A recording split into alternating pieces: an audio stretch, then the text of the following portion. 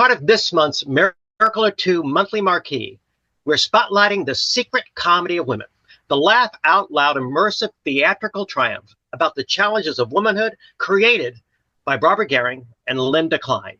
This hilarious and heartfelt experience celebrates the journey from girlhood to womanhood in all its relatable hilarity, from boys to bras, pantyhose to menopause. We sat down with Barbara and Linda to learn more about the inspiration, the joy of connecting with audiences, and the universal stories that make this show such a hit. Barbara and Linda, welcome. How are you guys? We're doing great. It's nice to see you. Okay, so Barbara, Linda, tell us a little bit about yourselves. I'm Barbara Gehring, and I'm one of the creators of The Secret Comedy of Women.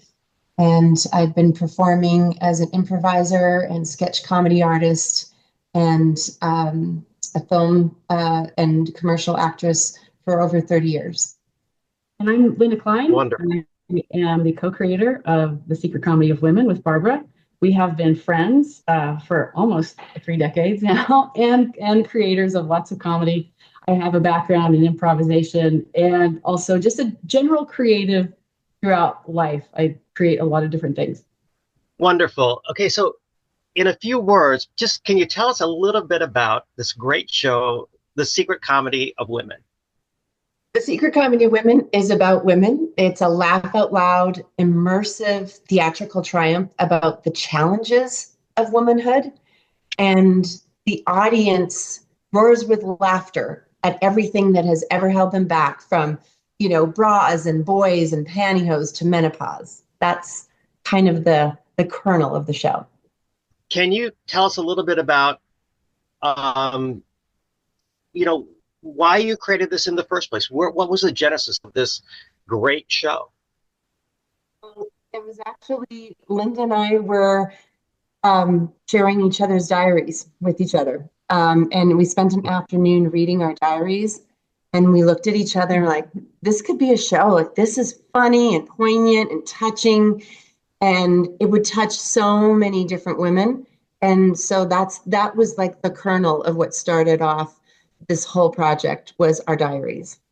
Came out of a multi-year collaboration on a lot of comedy, and I think that we brought our unique style of creating to the material, because our shows are a little bit like a variety show, because there's a little bit of sketch, a little bit of improv, some songs, some dance, some audio, video. Yeah, so we use a lot of different ways of being with the audience to express the material. A lot of people have likened it to a mix between SNL and the Carol Burnett show. Well, okay, I'm all in, right? Totally.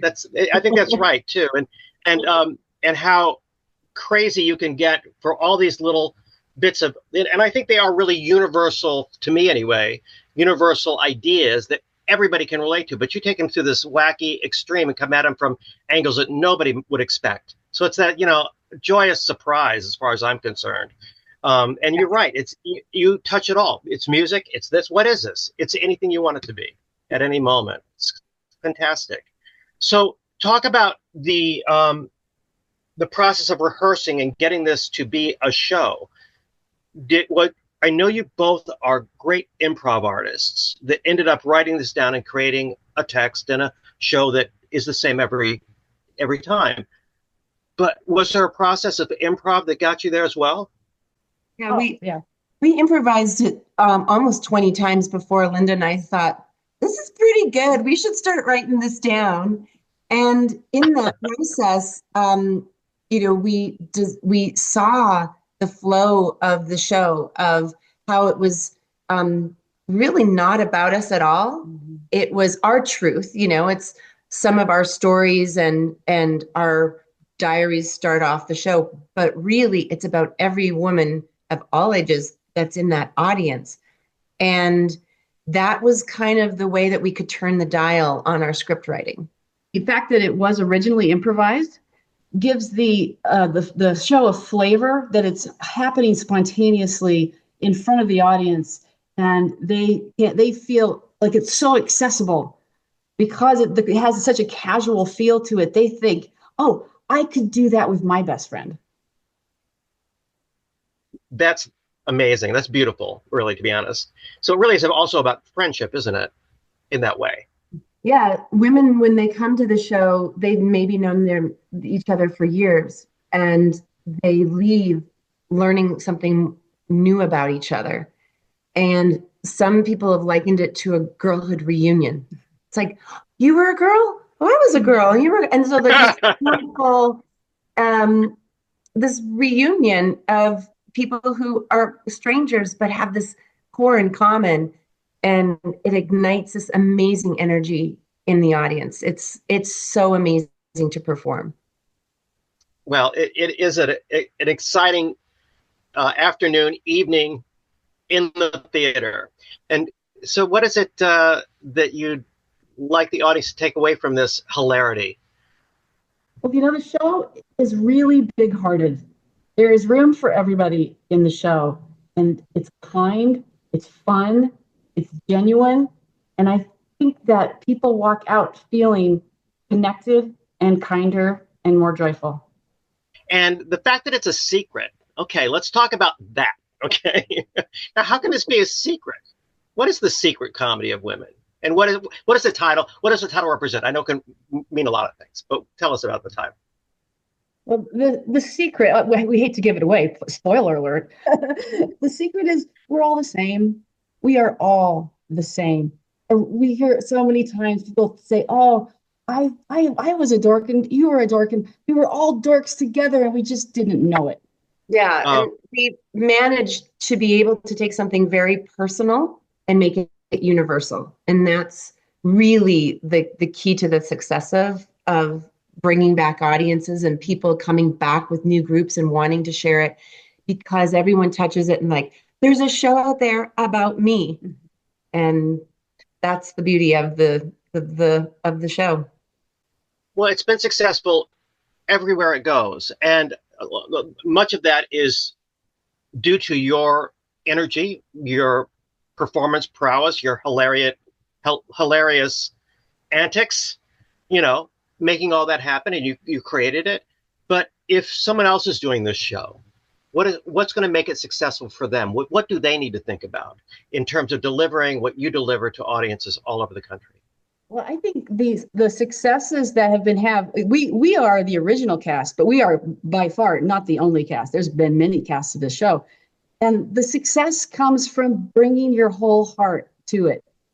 Because we ask cast members to do something really unique, and that is to claim their own truth and also follow the script.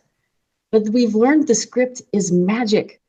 And as long as you bring yourself to it and your own truth to it, the women, the audiences in general will just fall in love with who's on stage because it's authentic, it's truthful, it's honest.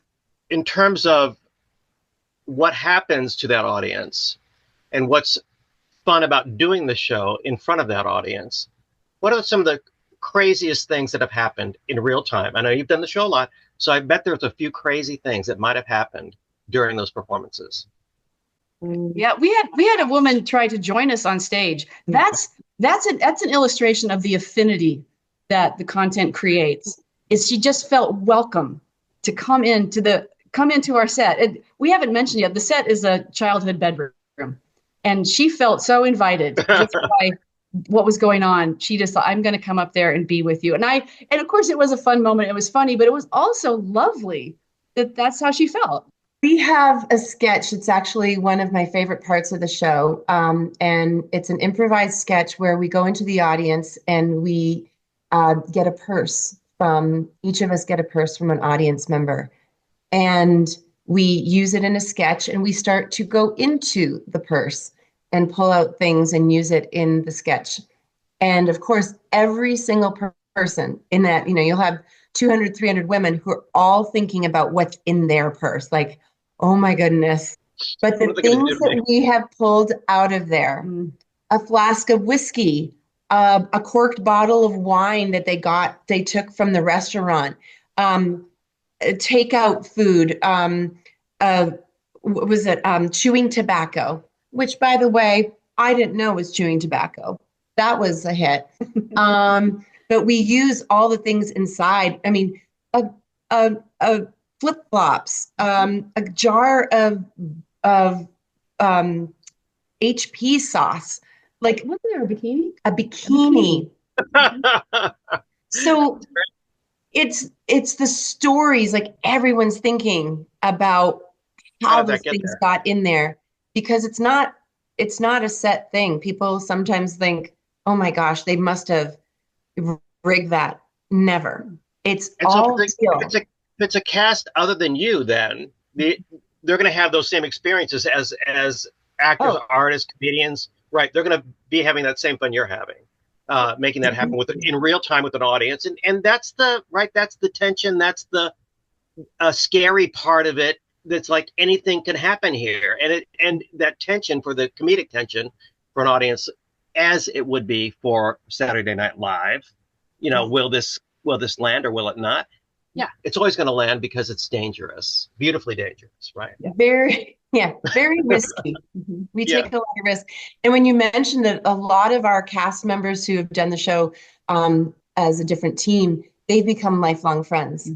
Like they Oh, wow. can't help it because the show engenders that, not only with the audience, but because of the script being the way it is, those women who are performing become friends due to the nature of being honest and truthful, even if it's not their words. And I think another thing that's unique about this show, speaking of other casts, Is the age range that it's appropriate for. There's a lot out there that's for young people, and there's a lot out there. There might be some out there for old, and we're in the middle. And the people that we cast are in the middle, and they're always so excited to have something so juicy and fun that is meant for them. But also, you're bridging the gap, it seems to me, between generations.